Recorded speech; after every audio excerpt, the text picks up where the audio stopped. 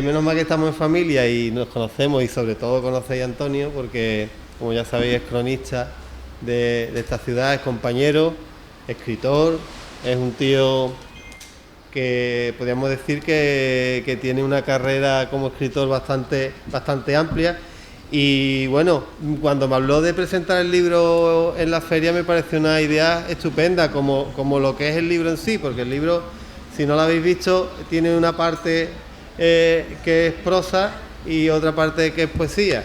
A los bibliotecarios como yo esto nos jode muchísimo, porque para catalogar un libro de esta manera, cuando yo estudiaba biblioteconomía y documentación, pues era complicado, porque no sabes qué título es el que vas a escoger, qué cubierta, y bueno, pero la verdad es que es una idea estupenda, porque en un solo volumen pues puedes disfrutar de tanto poesía como de prosa.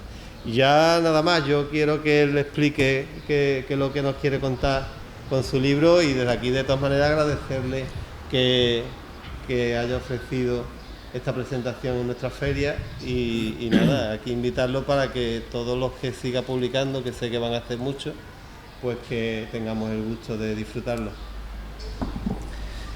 Muy bien, pues muchas gracias, buenas tardes, gracias por la asistencia. Y bueno, como bien decía Santi, no sé si llamar a este volumen libro doble o dos libros en uno, no lo sé. El caso es que decidí conjugar o hacer convivir en estas páginas lo que para mí, después de un largo trecho escribiendo, no deja de ser una experiencia nueva, la verdad. En cualquier caso, este libro contiene dos obras, como bien ha dicho Santi, distintas, una de narrativa, compuesta de 10 relatos, y otra exclusivamente de poesía. Claro, pues si le das así la vuelta, aquí está al revés, vamos a tener que poner la cabeza así debajo, pero bueno, está aquí, ¿no? Y después pues tenemos la poesía no es una idea nueva, pero bueno, pues a mí me llamó la atención. Y bueno, pues Las mujeres de mi calle, y hablo de Andalucía, estas son las dos obras que en un solo volumen ven la luz. Como se recoge en la contraportada, por cierto, interior, también eso es raro porque la contraportada es interior, decía que como se recoge en esta contraportada, en el caso del primero el propio título es muy significativo y aclaratorio, diría yo. No deja de ser un homenaje a la mujer andaluza de un tiempo de carencias, de un territorio de marginación, donde muchas jugaron un papel fundamental en la vida diaria. Es un relato de admiración y de reconocimiento al mundo femenino, por el que yo tengo de esa generación yo diría que absoluta veneración, ¿no? Porque es la generación de mi madre, de la madre de muchos de los que estamos aquí. Y por lo tanto, cualquiera de nosotros sabemos de lo que estamos hablando. Bien, pues es, como decía, junto a esta narración, otras que transcurren desde el drama, desde, por ejemplo, La charca de María Moya o Despedida, al humor de Una mala tarde o Una historia de la frontera. Por su parte, Hablo de Andalucía también se presenta a sí mismo. El propio título lo dice todo, no me mareé mucho para ello. Pero lejos de un canto folclórico, como podría a lo mejor suponerse, pretende ser una llamada de atención a la conciencia no exenta del recuerdo del propio autor. Los recuerdos, como siempre, están presentes en la conformación de la creatividad y jamás dejan de acompañar al que escribe. Para mí, lo andaluz es ineludible, es mi raíz, mi proximidad, mi compromiso. Por eso estas dos obras diferenciadas tienen algo en común: el territorio y los personajes. Siempre son los mismos, no transcurren ni en Madrid ni en Barcelona, pueden ocurrir en Algeciras, en La Línea, en Gaucín o en Sevilla. Hablo de Andalucía tiene a sus hermanos en libros anteriores, como Crónica Andaluza o La lluvia en verano, e incluso en la recopilación de artículos bajo el título Escrito en Andalucía. Pero cuidado, que referirse a esta tierra es hacerlo del sur, de referirse al sur. Del sur también, que convive en los nortes portentosos y potentados. Por tanto, es un territorio universal y desde mi punto de vista necesario. Llegados a este punto, si ustedes lo ven bien, paso a la lectura de algún contenido del libro, de ambas partes del libro también, o de este libro doble. Y bueno, pues, si les parece, les doy lectura al relato Las mujeres de mi calle, que al fin y al cabo da título a la publicación,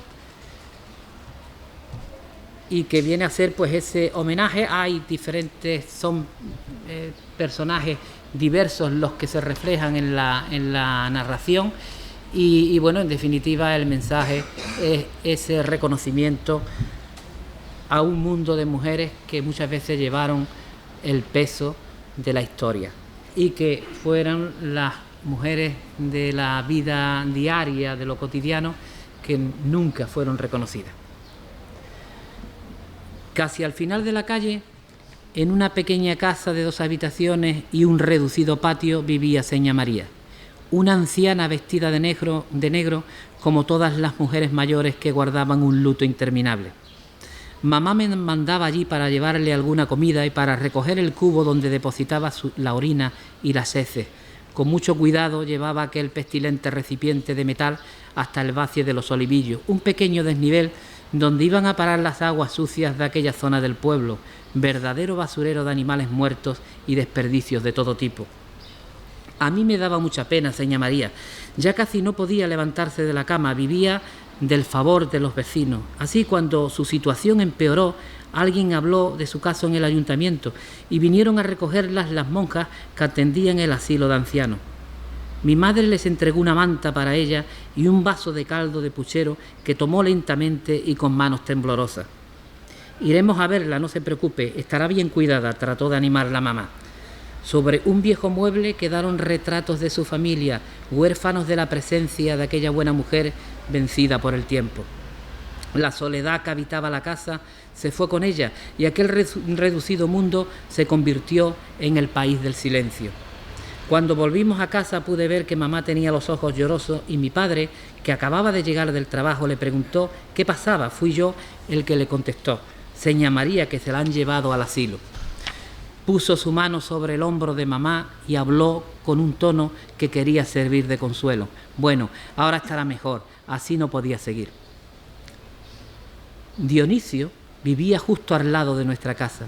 Era el único vecino que tenía un aparato de radio. Cuando sonaba algún cantaor, sobre todo Pepe Marchena, salía a la puerta y daba una voz para avisar a mi padre: Manuel, que va a cantar el maestro Marchena. Papá se apresuraba a escuchar con devoción a su cantaor preferido. A mí me gustaba observar cuando Dionisio encendía el aparato de baquelita y cómo la luz iluminaba el receptor, dejando ver claramente aquellos nombres de ciudades que todavía recuerdo con nostalgia: Muni, Italia, Rai, London, Marsella, Radio Andorra, Leipzig, Barcelona, Tánger, así escrita, y me viene a la memoria el sonido característico al mover el botón Dionisio, tratando de sintonizar las emisoras favoritas. Pero Dionisio no se había comprado el receptor tan solo para disfrutar de su afición al flamenco. A papá escuché con enorme cautela contar a mamá que el que había sido concejal republicano escuchaba una emisora clandestina que conocían como la Pirenaica. La esposa de Dionisio, Mariana, era espiritista. Como tal la conocían en todo el pueblo. Tenía gracia, la facultad de comunicarse con los difuntos. También curaba culebrillas con oraciones que solo ella conocía, un poder antiguo que le había transmitido su madre. De la voluntad o donativo de quienes a ella acudían vivía la familia, pues su esposo, siempre enfermo tras su paso por la cárcel, estaba imposibilitado para el trabajo. Mariana era una mujer enjuta que hablaba pausadamente y caminaba renqueante por enfermedad de los huesos. Siempre tenía frío y sobre sus espaldas descansaba un desgastado abrigo. Parecía una anciana, aunque no alcanzaba los 60 años. Para las sesiones de espiritismo contaba con un pequeño apartado situado en la última habitación de la casa. Eran mujeres las que siempre requerían del servicio de la vidente. Para ella era fácil contactar con difuntos recientes y de otros más antiguos que habitaban casas manifestándose de alguna manera, muertos que dejaron promesas incumplidas ante Dios y los santos, o necesitados de luz. Luego, cuando se empleó en Gibraltar, papá compró una radio que desde el primer día fue venerada por toda la familia. Era pequeña y allí escuchaba mamá las radionovelas y los programas de discos dedicados, mientras que no paraba de hacer las tareas de la tarde. Mamá siempre estaba haciendo algo. Cuando no se hallaba cocinando, tocaba, planchado, costura, amasaba sobre la artesa o fregaba la casa de rodillas con un trozo de tela de saco que un hombre vendía por la calle al grito de saco barato. Mi mujer dice que me compré unas gafas, pero al final me las acabo quitando. Y es que cada vez veo uno menos. Porque la calle era la vida. Jugábamos en ella y por ella pasaban los vendedores de pescados y de verduras con los cerones de los burros cargados, los paragüeros y los afiladores, se escuchaban voces y cascos de caballo sobre el empedrado y sonaba el viento de levante en las inclementes noches de invierno. «Ya está aquí la levantera», decía papá asomándose a la ventana. La levantera barría la calle y arrojaba ramaje de los árboles. La luz eléctrica se cortaba con facilidad esos días y mamá encendía el quinqué sobre la mesa de la cocina. Los aleros de la casa destilaban gotas de agua que se estrellaban monótonas sobre mi mano extendida. Me gustaba la lluvia, mirar hacia el campo cercano y pensar que los contrabandistas cruzaban por los pasos más intrincados perseguidos por la Guardia Civil. Sobre el cristal esmerilado de mi cuarto trazaba caminos imaginarios que conducían a lugares de aventura, mientras que la lluvia se transformaba en soniquetes sobre el cobertizo de hojalata del patio. Lola la granaína era mucha Lola, eso decían en la calle. Cuando marchaba al trabajo pasaba por la puerta de casa, muy pintada, morena, de brillante melena suelta. Conservaba todavía, ya pasaba de los 40, el fulgor de tiempos de indudable belleza. Los hombres la miraban al pasar y ella se deleitaba orgullosa. «Adiós, guapo», me decía al verme asomado al postigo mientras me guiñaba de manera cómplice. Porque era cierto que ambos guardábamos un secreto surgido sin quererlo, un secreto pactado sin palabras. Fue aquella tarde que jugaba con unos amigos al lado de la vieja posada convertida en patio de vecinos. Entramos y saltamos la muralla de lo que fueron las cuadras y allí jugamos largo rato. A la huerta, separado del grupo, inspeccioné el patio con cierta curiosidad, pues hasta entonces no había entrado en la posada. «No es lugar de juego, viven personas», me decía mamá. Había varias viviendas, todas habitadas, y un retrete común que desprendía un fuerte olor a orines. Un corto pasillo cubierto y oscuro llevaba a una casa no visible desde el patio. Avancé hacia la entrada de la pequeña vivienda. Un intenso jadeo provenía del interior. No sé qué pensé en aquel momento. Acerqué el oído a la puerta y escuché nítidamente lo que podía parecer un quejido interminable. Empujé la puerta que, para mi sorpresa, se hallaba sin cerrar. De espalda, sobre un camastro situado a la izquierda de la habitación, Lola la granaína, completamente desnuda, se hallaba a horcajadas de un hombre. No sé de quién se trataba, solo pude ver sus piernas velludas y sus pies con calcetines negros. Aunque no hice ruido alguno, Lola se volvió presintiendo la presencia de algún intruso, lamentando seguro el olvido de cerrar con llave. No sé si fue un gesto de contrariedad lo que aprecié en su rostro, pero ese primer pensamiento dio paso a una sonrisa clara. Me quedé inmóvil sin decir siquiera lo siento. De espalda di unos pasos para abandonar el reducido cuarto, iluminado de la belleza de Lola, de su intensa cabalgada, de su pelo suelto sobre su desnuda espalda. El sujeto, sumiso al poderío de la granaína, sorprendido un tanto, preguntó: «¿Qué ocurre?». «Nada, no pasa nada», respondió la mujer, haciéndome un guiño de complicidad que venía a decir: «Vete tranquilo». Allí nació para mí el primer gran secreto de mi vida. El alcalde había publicado un bando llamando a los vecinos a acudir al cruce del Toril para ver pasar a Franco, que visitaba la provincia y cuyo vehículo circularía por la carretera de acceso al pueblo. En la escuela los maestros habían confeccionado banderitas españolas de papel para saludar al que llamaban generalísimo y caudillo por haber ganado la última guerra civil. Días antes, una pareja de la Guardia Civil visitó a Dionisio y le ordenó que ese día permaneciese en su casa. Lo mismo hizo en la de Laura Vázquez, cuyo hijo había sido fusilado durante aquella guerra de la que las heridas aún no habían cicatrizado. Decían en el pueblo que por masón y rojo. El muchacho intentó huir a Gibraltar cuando se hicieron con el pueblo los moros y la falange, pero unos carabineros le sorprendieron mientras esperaba en la playa la llegada de la barca que habría de alejarle del peligro. Laura y sus 2 hijas imploraron en el cuartelillo que dejasen en libertad al chico, que no había hecho nada malo. Junto a otros compañeros de infortunio, lo llevaron a consejo de guerra sumarísimo, como recordaba la pobre madre, y lo fusilaron al lado de los muros del cercano cementerio. Desde la casa escucharon la terrible descarga y los disparos aislados rematando a los supervivientes. Laura se plantó ante el cuartel acompañada de las 2 muchachas y no pararon de insultar a los que habían matado al chico. Llamaron asesinos a los guardias, a los moros y a los falangistas. Los uniformados ni abrieron la puerta. Luego se escuchó el llanto desgarrado por las calles mientras que las puertas de las casas permanecían cerradas.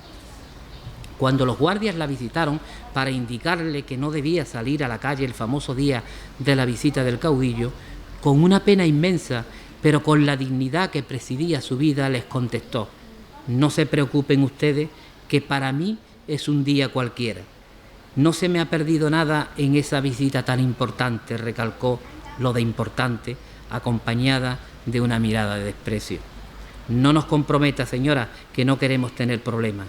Y cuando ya se habían marchado los 2 guardias, Laura rompió a llorar desconsoladamente.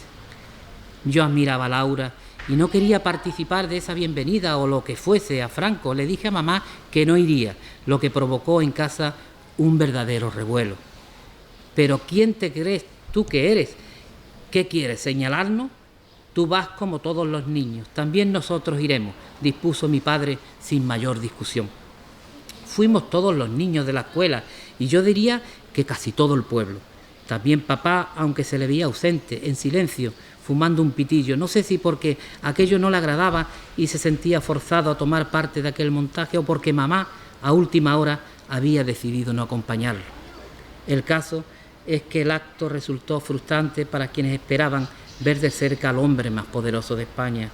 Una línea de coches negros, algunos con banderín metálico, circuló por la carretera, precedidos de varios motoristas de la policía. No pararon en ningún momento y ni siquiera se acertó a saber en qué auto viajaba el generalísimo. La gente quedó con las pancartas que habían repartido en el ayuntamiento, extendidas y gritando «Franco, Franco, Franco». Don Atanasio, el alcalde, trajeado y con bastón oficial, daba muestra de gran nerviosismo. El fervor se fue apagando, surgiendo cierto desconcierto. «Basta con saber que ha pasado por aquí el generalísimo», dijo el alcalde sin convicción a sus concejales. Algunos de los que se agolpaban en el cruce, detrás siempre de los policías que habían llegado de fuera del pueblo, decían que habían visto a Franco, que viajaba en este o aquel coche, que incluso les había saludado, pero no era verdad.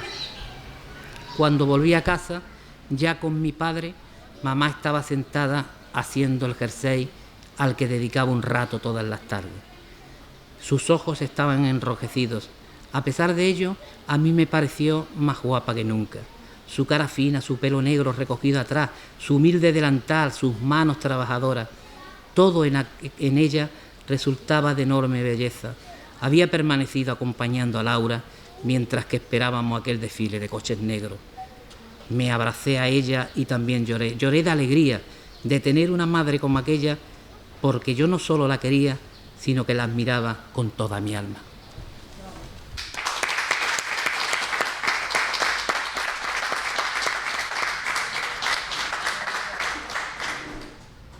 Bueno, esa es la narración y si les parece, pues puedo leer algún poema, algún verso para no... Hay un relato que si alguien recoge el libro, pues lo leerá, que es bueno, pues yo cuando lo estuve escribiendo, pues me hartaba de reír. Y cada vez que lo leía me hartaba de reír también.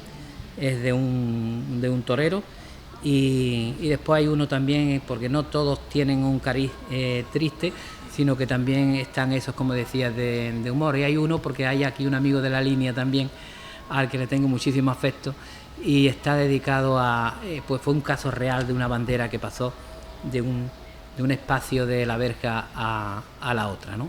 Pues lógicamente está aficionada, pero aquel fue un caso real que se dio. Bueno, yo la poesía la interpreto de una manera, quizás sea mi versión menos conocida, porque la gente me conoce por los libros de historia y demás, pero bueno, ya he explicado un poco la pretensión de este libro, ¿no? Yo siempre he entendido que los humanos tenemos que tener un compromiso con los que más nos duelen, con los más cercanos, ¿no? Siempre nos movemos, los problemas los tenemos muy cerca cuando pues estamos en la comunidad, estamos en un barrio, estamos en un pueblo o estamos en un territorio algo más amplio, ¿no? Y somos capaces de proyectar eso a los demás. Bueno, yo voy a leer algún poema. Es un poema que ganó el premio, un premio en Algeciras de una que lleva el nombre de una poetisa, de Julia, no me acuerdo de la... Julia Guerra. Se llama El poeta clandestino recorre la ciudad. El Alzheimer está fatal, ¿eh? Menos mal que está el apuntador, esto como en el teatro. Entre todos hacemos una frase. Claro, como somos tan pocos. Bien, pues voy a leerle. ¿Dónde acabará esta ciudad? ¿Hasta dónde llevan sus calles? Habitaste muchos lugares hasta llegar aquí, a este refugio levantado sobre la muchedumbre, a esa habitación, a esa cama donde has soñado y sentido un frío miedo, donde has escuchado tu nombre sin ser a ti a quien llamaban, en esa plaza hasta donde no llega la pobre luz de los arrabales, donde has visto pasar a las muchachas contoneándose y has sonreído a un niño. Esta ciudad que cada día repite un paisaje de pájaros sobre las antenas y de gente portando diarios que no cuentan la verdad, que escribió su pasado en los museos y que no has visitado y en el bronce de sus estatuas, que jamás será un cuadro arrinconado en el desván, ni un recuerdo en la turbia memoria, acaso una proclama en el pregón del viento. Puede ser cobijo esta ciudad, puede ser un mal recuerdo o simplemente una postal olvidada entre papeles y fotos. La ciudad no es ingrata, tampoco tu enemiga, tan solo es indiferente. Ahora la vida será un intento, ocupar el espacio en el que se ríe y se sufre. Buscas entre la gente una mirada cómplice, algún gesto, alguien que ayude a encontrar sentido a esa luz, que abrace las armas sagradas, que venza el perfil hiriente del laberinto de ellos. Y te preguntas por ti, por ese tráfico de amor oculto que quisieras compartir. Visitas el silencio de los que murieron en la guerra civil, lees los nombres escritos en el mármol, escuchas la obertura del viento en los cipreses y desearías abrazar los huesos de quienes fueron enemigos y hoy se hermanan en el silencio, clamando contra todas las guerras. Y has llorado en tu orfandad por esos muertos desconocidos y lejanos, soñando que de un paisaje de muerte surja una misteriosa alquimia de la vida. ¿Leo alguno más? ¿Sí? Que tampoco quiero cansar al personal. ¿Sí?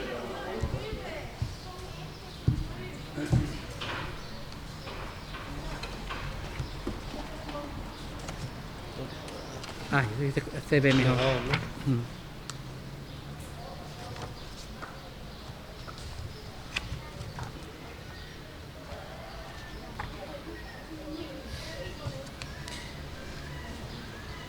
A través de tus ojos pardos. Eran tus ojos pardos ventanas que meditaban abiertas. A través de ellos yo veía el campo, los viejos olivos, el cielo claro y la tormenta, el alba del campesino, oscuras estaciones de tren y húmedas tabernas. Veía pueblos, plazas y campanarios, ancianos y niños, humildes caminos como la gente que los transitaba, flores mustias en los cementerios He viajado a través de tus ojos pardos hasta alcanzar el mar, los puertos perdidos, mástiles y aparejos, pobres marineros sin esperanza. Todo lo que he vivido y lo que has vivido, todos los sures del mundo a través de tus ojos pardos.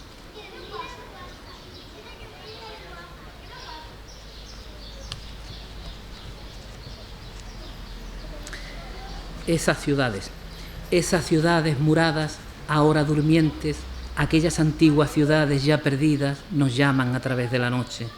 Desde la lejanía golpean nuestras puertas, clamando del tiempo una tregua imposible. La muerte sin contrapunto anidó en sus calles y plazas. Y te preguntas, ¿a dónde fueron los cantos que aunaron sentimientos? ¿En qué fronteras se fumaron definitivamente las últimas siluetas ocultas tras los cristales? Mira los árboles que a otro tiempo pertenecieron en un intento de escrutar los días olvidados. Pero el tiempo también te arrastra dejando en tus manos jirones de tristeza.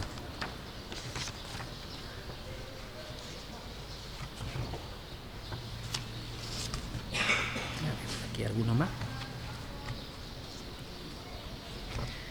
Y uno que está dedicado al campo de Gibraltar, a esta zona, ¿no?, a la que tan olvidadas nos tienen acostumbrados.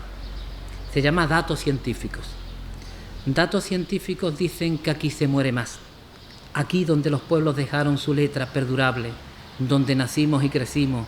Al caer la noche sobre la bahía, se encienden las chimeneas de la fábrica, surgiendo una ciudad roja sobre una urbe perdida. Aquí donde las piedras enterradas quieren brotar y decir su idioma oculto, se muere más deprisa, según datos científicos que nadie escucha.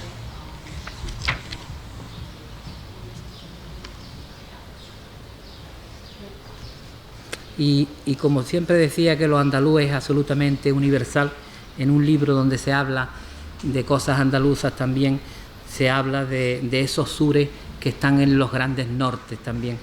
Y seguramente que recordaréis a aquella señora mayor, Rosa Pitàs Vicente, que fue una señora de Cataluña que murió cuando no pudo pagar la luz y se valía de velas y murió como consecuencia del incendio que se produjo en su casa en plena crisis económica. Y yo le dediqué este poema desde el sur al sur de aquel norte. El otro lado de la noche. Es tu voz un eco trémulo entre húmedas paredes. Nadie responde. Estamos todos tan lejos, y tu voz, Yaya, tu última palabra nadie escucha. Rosa a oscuras de un tiempo cruel, de soledades de cera, tiende tus manos al silencio, que con otras manos sean palomas libertadoras. Ilumina, Rosa, este invierno de bancos, compañías de gas y eléctricas, que se enciendan las lunas ocultas del otro lado de la noche. Y ya para finalizar, puedo leer uno que se llama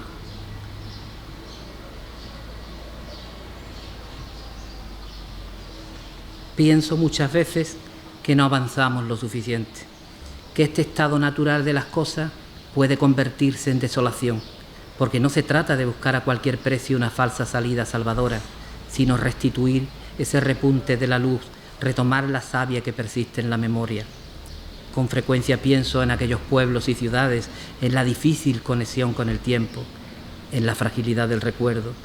A pesar de todo, yo no negaré el mar, ni el lado donde me encuentro, ni ese valor tuyo tan necesario. Tampoco me resigno a la inutilidad de la poesía, aunque no avancemos lo suficiente. Y ya para acabar, estamos en San Roque y sabéis que se cumple 40 años del asesinato de Hortensia González Ruiz a manos del terrorismo en el norte. Hoy tendría mi edad, yo la conocía, habíamos estado en la escuela. Y bueno, ya es un poema muy antiguo, el más antiguo del libro, pero yo quise incluirlo aquí. Y bueno, pues se cumple su 40 aniversario cuando fue asesinada junto a su novio, un guardia civil de Antonio Ramírez de Tarifa, cuando salía de una discoteca y estaban prácticamente a a punto de casarse. Yo escribí esta carta que yo titulé Una carta imposible. A Hortensia González Ruiz, in memoriam. Esta carta no quiere ser triste y se torna imposible. Reescribo líneas que ya no leerás y me pregunto por los abrazos perdidos, por las horas que ya no vendrán, por esos espacios sin tu presencia.